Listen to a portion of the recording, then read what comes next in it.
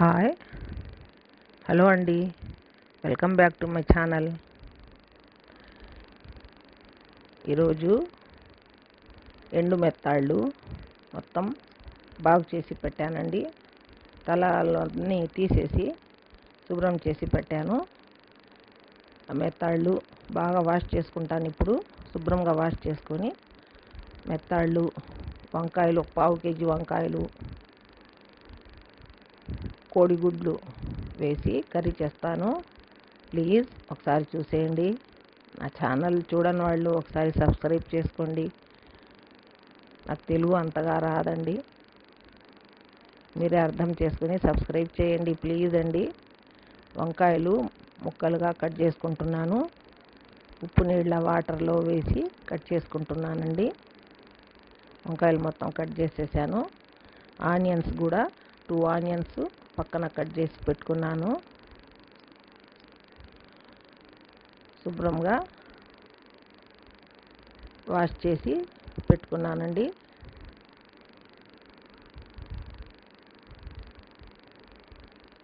ఇప్పుడు స్టవ్ మీద ఒక గిన్నె పెట్టాను. గిన్నె పెట్టి ఆయిల్ పోసుకుంటున్నాను. ఒక 3 స్పూన్స్ ఆయిల్ ఉంటుందండి. అది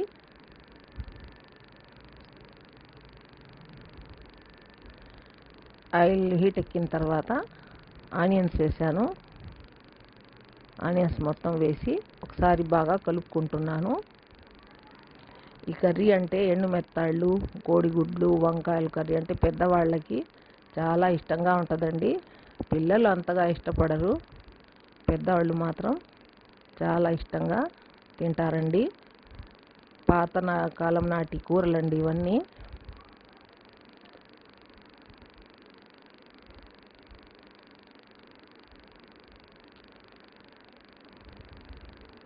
ఆనియన్స్ బ్రౌన్ రంగులో రావాలని చెప్పి బ్రౌన్ కలర్లో ఫ్రై చేస్తున్నాను.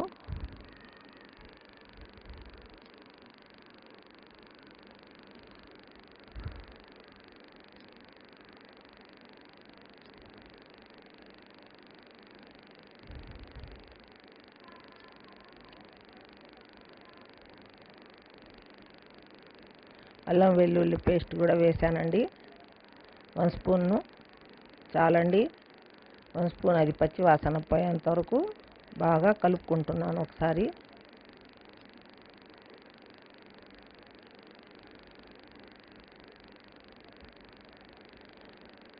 ఈ మెత్తాళ్ళు ఉన్నాయి కదా, అవి బాగా వాష్ చేసి పెట్టుకొని వేస్తున్నానండి.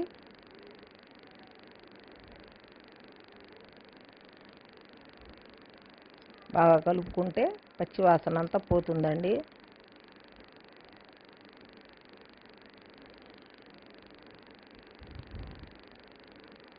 పసుపు వేసాను 1 స్పూను.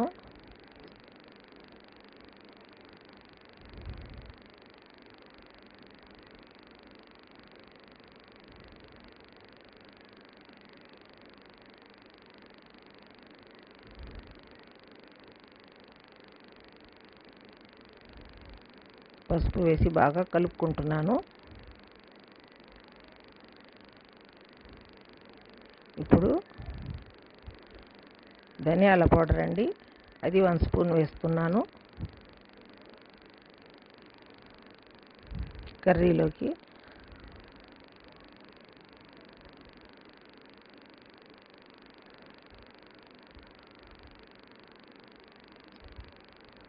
కారం వేసానండి, 1.5 స్పూన్ కారము.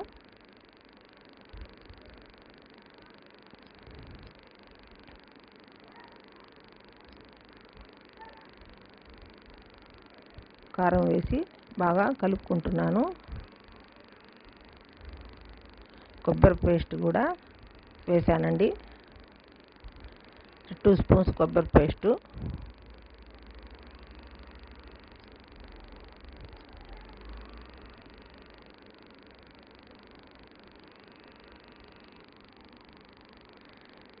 ఇప్పుడు వంకాయలు వేసుకుంటున్నానండి పైనుండి.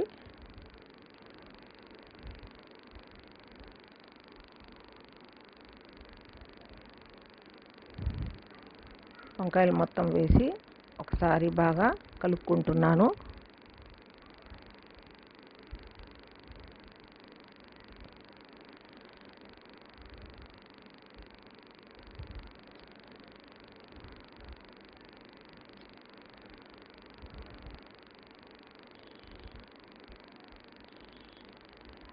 వాటర్ కూడా ఒక గ్లాస్ వాటర్ వేసానండి,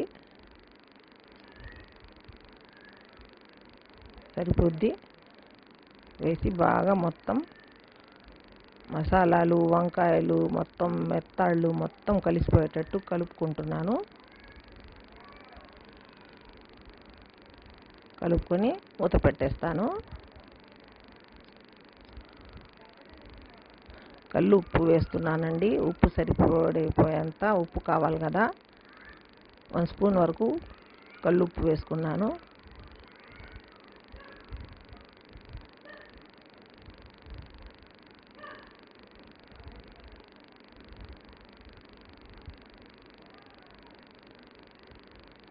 చూడండి ఎంత బాగా కూర చక్కగా ఉడుకుతుంది.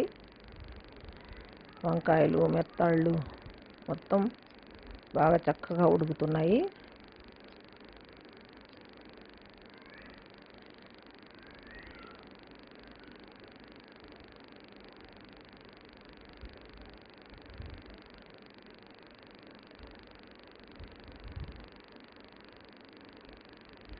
ఇప్పుడు కోడిగుడ్లు పగలగొట్టి వేస్తానండి కూరలోకి.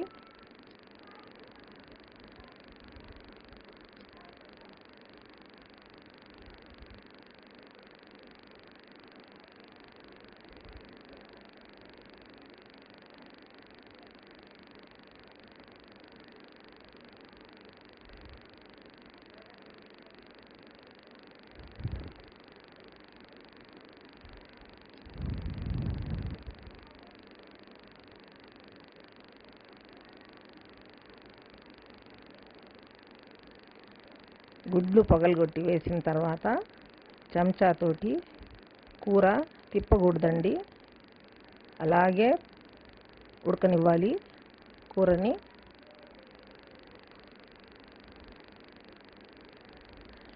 కోడిగుడ్లు పగలగొట్టి వేసిన తర్వాత కూర అలాగే ఉడకాలండి, సిమ్ము మీదే పెట్టి ఉడకనివ్వాలి.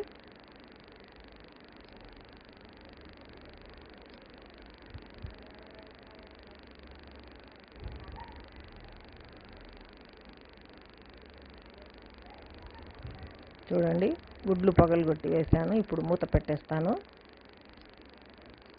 కలపకుండానే మూత పెట్టేస్తున్నాను. ఉడికిపోయిందండి కూర మొత్తము. ఇప్పుడు చెంచా పెట్టి తీస్తున్నానండి కూర. చూడండి ఒకసారి అసలు ఎంత బాగా వచ్చిందో. గుడ్డు, మెత్తాళ్ళు, వంకాయలు మొత్తం బాగా ఉడికి అసలు ఎంత బాగుందో. ఈ కూర చపాతీలో తినొచ్చు, అన్నంలో కూడా తినొచ్చండి. చాలా టేస్టీగా